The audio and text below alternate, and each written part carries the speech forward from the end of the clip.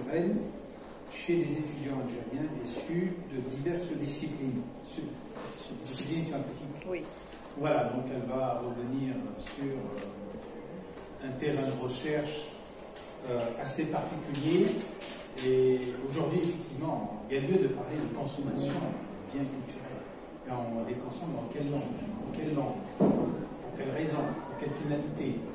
Vous voyez, donc ça ne va pas seulement parler langue, mais il va y avoir d'autres déterminismes qui vont accompagner, on va dire, ces choix linguistiques en termes de consommation des biens culturels. Donc, Ibtissam Chachou, donc vous avez 20 minutes pour présenter votre communication. La parole est à vous. Merci beaucoup Karim donc, de cette présentation. Je dis bonjour donc, à mes collègues, à nos doctorants, à nos étudiants en SDL qui sont là. Je remercie aussi les organisateurs de ce colloque donc, sur la pluralité des usages linguistiques en Algérie. Je remercie plus particulièrement donc, le département de français, nos collègues, la faculté des langues étrangères et le CEMA aussi pour son aimable collaboration. Donc, voilà. Alors pour aujourd'hui, j'avais j'ai choisi donc de présenter une communication sur un sujet qui me tient à cœur depuis voilà plusieurs années déjà. Plusieurs années, oui, on peut parler en termes d'années, parce qu'on constate donc au quotidien à travers nos pratiques d'enseignement, on interroge les étudiants et on remarque de plus en plus que les étudiants font partie aussi de ce terrain dynamique et évolutif et qui va plus vite que l'état de la théorisation parfois et qui va plus vite que les textes officiels. Donc il y a un décalage entre les pratiques linguistiques des étudiants, donc, qui aussi font partie donc, des locuteurs algériens, qui ont des pratiques linguistiques différentes. Et je me suis intéressée plus particulièrement aux pratiques linguistiques sur les réseaux sociaux numériques, donc une question qui intéresse de plus en plus ces dernières années nos collègues aussi, on va voir, il y a eu beaucoup de travaux, pas nombreux, mais des travaux intéressants sur le sujet. Alors, d'abord, donc, la communication est intitulée « Les langues de la consommation des biens culturels chez les étudiants ou étudiantes algériens ou algériennes de diverses disciplines scientifiques ». Donc, comme l'a précisé Karim, ce sont des étudiants de français, mais d'agronomie, d'informatique, de médecine, qui ont donc bien voulu répondre à ce questionnaire. Je remercie aussi tous les participants, les partenaires de recherche, comme aime à les appeler Karim, qui ont bien voulu répondre donc à nos questions de recherche. Alors, voilà, donc je disais que je m'intéresse depuis plusieurs années déjà à cette question, mais je n'ai pas toujours eu l'occasion de faire un travail sur ce sujet. Maintenant que le colloque s'est présenté, j'ai pensé à cette thématique. Donc, dans quelle langue les étudiants consomment les biens culturels qu'ils trouvent sur les réseaux sociaux numériques notamment, donc on pense à la musique, aux films, aux émissions télévisées, aux séries télévisées, ou en ligne, les livres, etc. aussi, les livres sous format PDF notamment. Donc on va voir, s'intéresser aux pratiques linguistiques et culturelles à l'aune donc du Web 2.0. Alors, on va voir que l'accès aux produits culturels a été facilité par le web et cela va aussi avoir des implications sur le choix des langues ou sur les langues dans lesquelles on va consommer ces biens culturels. Donc on a un certain nombre de statistiques, le texte il est en anglais, je vais le traduire. Donc vous avez les usagers d'Internet se comptent au nombre de 32 millions environ usagers d'Internet en 2023, c'est des chiffres récents. Les usagers des médias, des médias sociaux, voilà, comment on appelle ça, les social media, voilà, se comptent au nombre aussi de 23 millions. Et donc on a aussi donc un accès à Internet qui est très important. Alors, qu'est-ce qui a motivé donc ce choix? Je l'ai dit tout à l'heure, c'est le décalage qu'il y a entre les textes officiels, entre la vision officielle, entre les politiques linguistiques officielles de l'État, entre les politiques linguistiques universitaires également, et entre aussi l'état de la théorisation en sociolinguistique où on s'arrête aussi au rapport d'opposition entre le français et l'anglais, etc. Donc on va voir que le terrain va dépasser de loin cet état de ces textes officiels et cet état de la théorisation qui doit aussi prendre ou tenir compte des nouvelles données, et les données du terrain, d'où l'importance des enquêtes de terrain. Ça, c'est un point sur lequel insistait beaucoup Feu Haj Miliani, donc les enquêtes de terrain, les données de terrain qui peuvent aussi nous amener à actualiser nos réflexions, comme vous le disiez tout à l'heure, sur la question des langues. Donc il n'y a pas ces oppositions binaires, manichéennes parfois, entre les langues. Et on va voir que les jeunes vont aussi présenter, donc montrer une certaine complexité des pratiques linguistiques, une certaine diversité des pratiques linguistiques, et on va voir une ouverture aussi des jeunes à travers leurs réponses qui présentent des arguments souvent évaluatifs, neutres, et qui ne sont pas dans la conflictualisation, qui ne sont pas dans un esprit, on va dire, d'opposition entre les langues. Alors, on va voir qu'en plus des langues étrangères que nous connaissons, donc classiques, espagnol, peut-être français et anglais, on va voir qu'il va y avoir un recours important au turc, au coréen, au russe, depuis un certain temps. Et on va voir aussi que les jeunes Algériens consomment aussi des biens culturels dans leur langue première. Bon, j'ai mené l'enquête en milieu arabophone. Si je l'avais mené en milieu berbérophone, il y aurait aussi la présence des langues berbères, certainement. Alors, on a vu donc ces biens culturels sont, comme j'ai dit tout à l'heure, la chanson, la musique, les séries télévisées, etc. Alors, j'ai fait une enquête par questionnaire. Le questionnaire, je remercie les étudiants présents. Il y en a qui sont là, qui ont renseigné aussi le questionnaire pour moi. C'est pour ça qu'ils sont là pour suivre, pour voir les résultats que ça va donner. Donc, c'est un questionnaire qui va être amené à être rectifié parce que c'est un pré-test, si vous voulez. J'ai recueilli des informations, j'ai fait une analyse assez sommaire pour l'instant, mais c'est un travail qui est amené à être approfondi, notamment pour le transformer en article. Alors, voilà. Alors, il y a eu donc pour l'état de la théorisation, pour l'état de l'art, si vous voulez, quelques travaux importants donc, qui montrent qu'il y a un usage de l'arabe, de l'anglais et du français, donc les langues classiques, ça on le sait. On voit que sur les réseaux sociaux numériques, par exemple, l'arabe algérien domine les échanges. Le français vient en deuxième position après l'arabe algérien. Et on a vu aussi qu'il y a une domination de la graphie latine pour l'arabe algérien et les langues berbères. Ça, c'est les résultats du travail de Assi Wardia, notre collègue de l'université de Blida. Il y a des travaux en sciences de l'information et de la communication, comme ceux de Issa Marrah et la Jouzi Farid aussi, qui ont montré aussi qu'il y a donc des pratiques de lecture en arabe et en français, et qu'il y a aussi une ouverture sur de nouvelles langues, d'autres langues comme l'anglais ou l'espagnol. Bon, le travail date de 2018, mais on va voir qu'à partir de 2019, les choses se sont accélérées. Alors, il y a le travail de Ali Zakaria Ben Cherif, donc dans son dernier ouvrage collectif Langue, discours, identité au prisme des réseaux sociaux numériques. Quand les internautes algériens commentent les contenus médiatiques, des langues et des codes se donnent à voir sur les RSN. Zakaria y parle, mais je résume en 2 mots son article, qui est à lire et à exploiter aussi par moi dans un premier temps. Donc il parle de pratiques cyber-plurilettes et une cyber-littératie aussi. Donc c'est un travail à lire. Et dans le même ouvrage, il y a l'article aussi de Sini Cherif et Aïd Hamouali Al-Abiha aussi, où on montre aussi l'usage du kabyle sur les réseaux sociaux numériques. Donc ça, c'est vraiment les travaux récents sur le sujet. Alors, pour ce qui est de mon questionnaire, moi je choisis de vous exposer les questions parce que très souvent on a des articles ou des communications, on présente des résultats sans présenter l'outil de recherche. Donc ça m'a paru intéressant aussi pour discuter des questions. Il y a des choses à revoir, je vous l'ai dit dans le questionnaire, et je vais le faire pour, voilà, quand je reprendrai le travail. Alors pour la lecture, les questions que je me pose, c'est dans quelle langue pratiquez-vous la lecture? Pourquoi? Citez quelques-uns de vos livres préférés. Lisez-vous des mangas? Parce qu'on a vu qu'il y a beaucoup d'étudiants qui lisaient les mangas en coréen parfois et en japonais. Si oui, dans quelle langue? Alors pour les films, dans quelle langue regardez-vous les films? Utilisez-vous le sous-titrage? Si oui, dans quel cas? Et pour les séries télévisées, je pose aussi un certain nombre de questions. Citez quelques-unes de vos séries préférées. Dans quelle langue regardez-vous les séries télévisées? Utilisez-vous le sous-titrage? Si oui, là aussi, dans quel cas?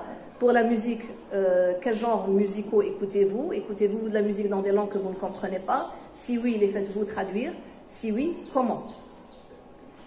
Pour les réseaux sociaux numériques, quels sont les réseaux sociaux numériques que vous utilisez le plus? Dans quelle langue écrivez-vous des contenus sur les RSM? Donc c'est vraiment sommaire, hein? Ce n'est pas un questionnaire très détaillé, mais c'est pour avoir dans un premier temps comme ça un aperçu sur les pratiques linguistiques des étudiants. Alors pour les données annexes, donc l'âge, le sexe, on parle de genre maintenant, donc la question m'est posée aussi par des étudiants, après genre de les donner à des étudiants, peut-être un large public qui va lire genre, je ne sais pas ce qu'ils vont mettre comme réponse. Lieu de résidence, spécialité, langue pratiquée et langue d'études. Alors pour la lecture, donc je vais vous livrer donc les résultats préliminaires de l'enquête. Alors, dans quelle langue lisent nos étudiants? Ils lisent en français, en anglais et en arabe. D'accord? Alors, pourquoi j'ai recensé un certain nombre de réponses? Alors, je me suis habituée à la langue, ça c'est pour le français. La plus compréhensible et pratique pour moi, pour le français, pour me distraire, pour apprendre, pour améliorer ma prononciation, ma langue. Je ne comprends pas d'autres langues bien, ou je ne comprends pas bien d'autres langues, je traduis. Je suis à l'aise dans les deux langues, arabe standard et français, et même l'anglais, si je lis des choses dans ma spécialité, je les lirai en français et si nécessaire en anglais. Alors j'aime lire aussi dans la langue originale des œuvres et non pas les versions traduites. Anglais, c'est une langue internationale et j'aime bien l'arabe. Vous voyez, c'est que du positif, des évaluations assez neutres et positives. Alors parce que l'anglais, c'est la langue mondiale et la plus utilisée, même si elle est facile. Arabe, facile à comprendre. Français en anglais et anglais pour maîtriser et développer mon niveau de langue. La langue anglaise, car actuellement elle devient la plus courante, pour avoir une culture générale des langues les plus utilisées dans le monde.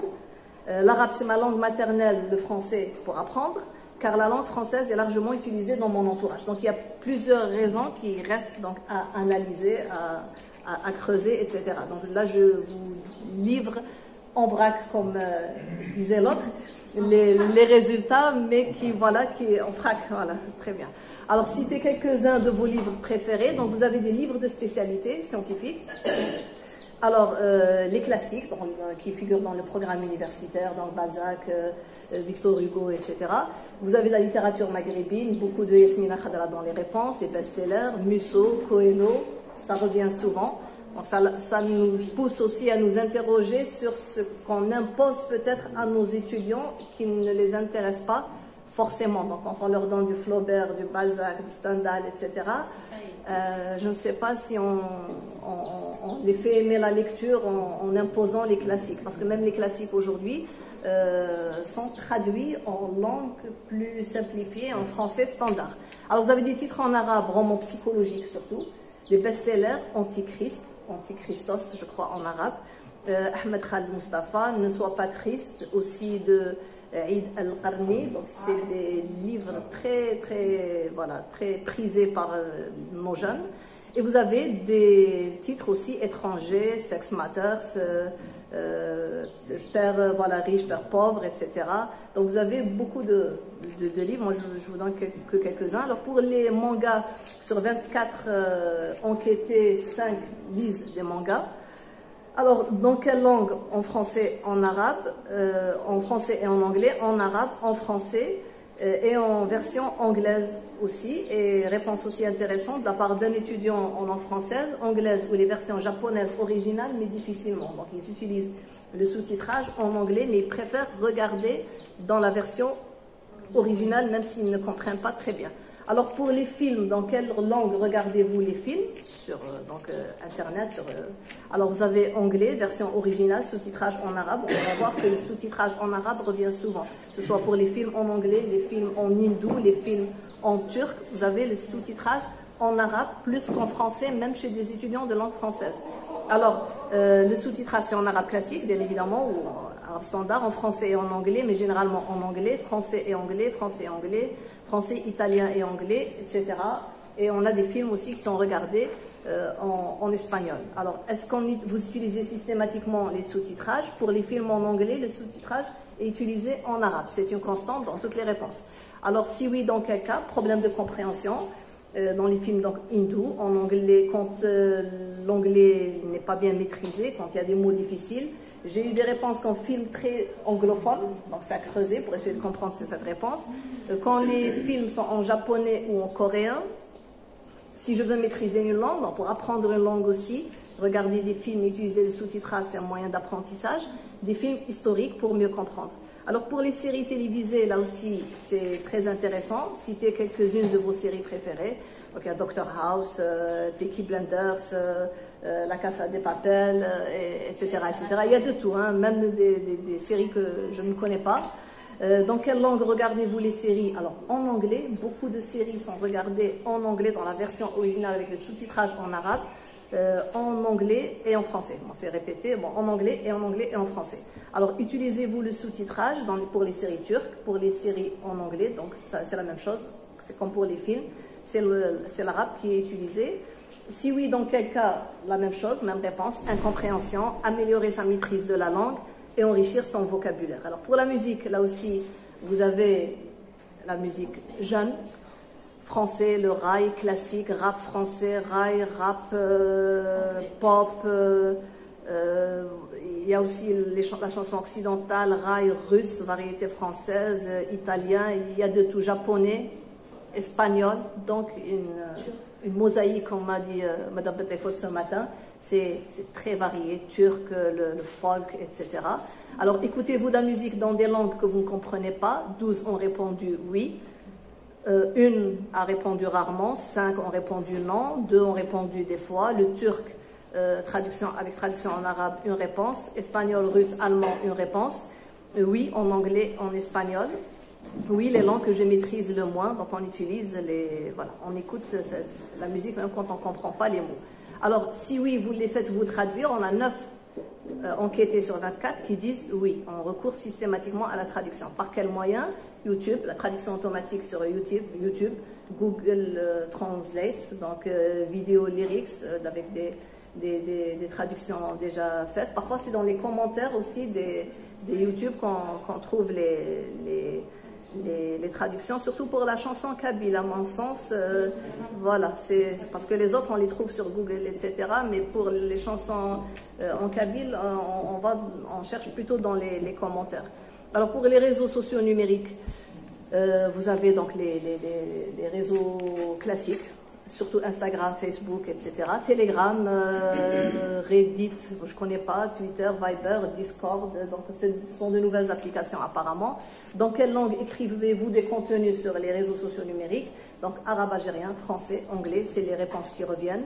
Après, on a aussi des publications quand il y a par exemple des sites étrangers ou des pages étrangères et quand on veut poster un texte dans une langue étrangère, donc mais vraiment étrangère, plus étrangère que l'anglais et le français, on va recourir à la traduction aussi pour écrire. Mais là aussi, il y a une diversité. Alors, finalement, pour terminer, quelles sont les langues de la consommation des biens culturels sur les réseaux sociaux numériques? On a quelques éléments de réponse. Pour la lecture, c'est le français, anglais et arabe principalement. Pourquoi la lecture dans ces langues? Parce que c'est la langue des études, les langues de la spécialité. C'est pour améliorer sa maîtrise des langues, maîtriser des langues de prestige ou de renommée internationale, pour aussi se distraire. Pour les livres lus, on a les livres psychologiques, notamment en arabe, spirituels aussi parfois, livres des thrillers psychologiques en anglais, des livres classiques en français, parce que c'est l'institution qui les impose, on a bien compris, et des best-sellers de la littérature française, maghrébine aussi. Pour les films, c'est en français, arabe, anglais, italien, espagnol. En arabe algérien, c'est pendant le mois du Ramadan. Tout le monde a répondu à la même chose, même pour les séries télévisées. Pour le sous-titrage, il se fait en arabe principalement, même par des étudiants de langue française, quand la langue n'est pas bien maîtrisée notamment. Pour les séries télévisées, alors c'est en anglais, en hindou et en turc, le sous-titrage se fait aussi en arabe. Pour la musique, 16 enquêtés sur 24 recourent systématiquement à la traduction, contre 5 qui ne recourent pas à la traduction. Et les moyens de traduction sont véritablement variés. Alors qu'est-ce qu'on peut dire? On peut dire aussi que on a constaté des choses aussi qui ont été relevées dans d'autres domaines. On a remarqué que le terrain dépasse le terrain numérique, où les pratiques linguistiques sur le terrain numérique dépassent l'unilinguisme, dépassé lui-même par le discours officiel, dans la mesure où on prend maintenant l'anglais qui est un aveu d'échec de l'arabisation. ce qu'il faut le dire aussi, et on dépasse aussi l'opposition entre les langues étrangères. Donc le terrain va plus vite que les conflictualisations officielles, politiques, ou même dans la théorisation, comme je l'ai dit tout à l'heure. Alors on a des langues comme l'italien, le russe, le japonais, le coréen, le turc qui intéressent nos jeunes étudiants algériens. Alors les arguments, comme je l'ai dit tout à l'heure, sont des arguments en faveur des choix linguistiques qui sont pragmatiques, qui sont évaluatifs, qui sont assez neutres, même parfois positifs. La complémentarité entre les langues se concrétise à travers des stratégies de traduction via différents moyens. Donc les langues se complètent en réalité sur le réseau socio-numérique. On regarde en anglais, on fait traduire en arabe, on regarde en hindou, en turc et on fait traduire en français ou en arabe. Donc il y a de la complémentarité aussi dans la gestion des langues chez ces étudiants. Alors parfois c'est la langue d'origine de la production qui amène l'étudiant à regarder dans telle ou telle langue, parce qu'il préfère la version originale, même si c'est du japonais, si c'est du coréen, si c'est du turc, etc., parce qu'on préfère la version originale pour plusieurs raisons. Parce qu'on veut voir écouter la voix d'origine de l'acteur, les sonorités, voilà. On préfère donc la version originale. La traduction aussi, des fois, n'est pas complètement correcte. D'accord. C'est-à-dire que lorsqu'on regarde, par exemple, une série turque, oui, et j'écoute la version qui est en arabe syrien, elle n'est pas la même chose. Il y a un décalage. Il y a un décalage et très bien. Ça ne signifie pas la même chose. Des fois, les choses complètement différentes. Ça, c'est un élément très important à ajouter aussi. Oui. Donc, on vérifie par le sous-titrage aussi la version et on préfère avoir les deux. Très bien, parfait. Alors, les pratiques de la consommation des biens culturels sont plurilingues, avec tout ce que cela implique comme variation interlinguistique, intralinguistique, etc. Le choix des produits aussi renseigne sur le choix d'un niveau de langue standard par les étudiants, quelle que soit la langue, c'est-à-dire les best-sellers en français, en arabe, en anglais, c'est une langue accessible aux étudiants. Donc là, les classiques sont un peu, voilà, peut-être à repenser. L'enseignement via les livres classiques sont peut-être à repenser. Alors, Zakaria le dit, les gens ont tendance à s'adapter aux nouvelles exigences du marché linguistique, l'espace numérique, je te cite. Ceci donc nous amène à nous interroger sur nos propres pratiques d'enseignement, notamment par rapport aux produits culturels que nous proposons à nos étudiants, donc dans nos classes et dans nos amphis. Est-ce qu'il faudrait tenir compte de la langue, du registre de langue, notamment pour le français? Donc c'est une question linguistique qui nous amène à nous interroger sur des questions de littérature, de choix des programmes, etc. Voilà, donc la même question se pose pour les parcours de licence, pour les parcours de master, etc. Voilà, je vous remercie beaucoup de votre attention. Merci. Respect minutieux du temps à la seconde près. Donc voilà, encore une fois, merci pour cette présentation très riche. La présentation de professeur Chachou nous rappelle l'importance du terrain. Alors, quand on voit les dynamiques du terrain, évidemment, on s'aperçoit très vite que nos regards théoriques sont limités, nos postures épistémologiques sont limitées par rapport à la taille et à la vitesse avec laquelle les biens culturels sont consommés en contexte algérien, consommés dans plusieurs langues. Alors, on n'est pas dans les trucs classiques français, arabes, algériens, là on passe à autre chose, vous voyez? Et parmi tous les commentaires que j'ai vus sur le tableau, ces étudiants ne se soucient pas de l'origine de la langue, de qui parle quoi, etc. Pas du tout. Finalement, c'est le souci de linguistes et de chercheurs qui travaillent sur ces questions. Vous voyez, donc les dynamiques sociales sont tout autres. C'est différent. Vous voyez, donc le terrain, nous, la priorité dans la recherche scientifique, dans les sciences du langage plus particulièrement, c'est le terrain. Maintenant, est-ce qu'on doit s'adapter au terrain? Non, pas dans ce sens. On ne va à s'adapter au terrain, mais on doit être à la page. On doit interroger ce qui se passe dans le terrain, ici et maintenant. Comment les choses fonctionnent maintenant, pour que l'on puisse comprendre les tenants et les aboutissements. Et ne pas aller sur des thématiques qui n'ont ni queue ni tête et commencer à disserter, à philosopher, à polémiquer, etc. Voilà les travaux qu'on fait. C'est on peut visualiser cette dynamique qui, à première vue, échappe, très difficile à saisir. Parce que dire aux étudiants qu'est-ce que vous préférez, comment vous faites, dans quelle langue vous utilisez, vous consommez tel ou tel bien, film, musique, etc. À première vue, c'est difficile, mais c'est faisable.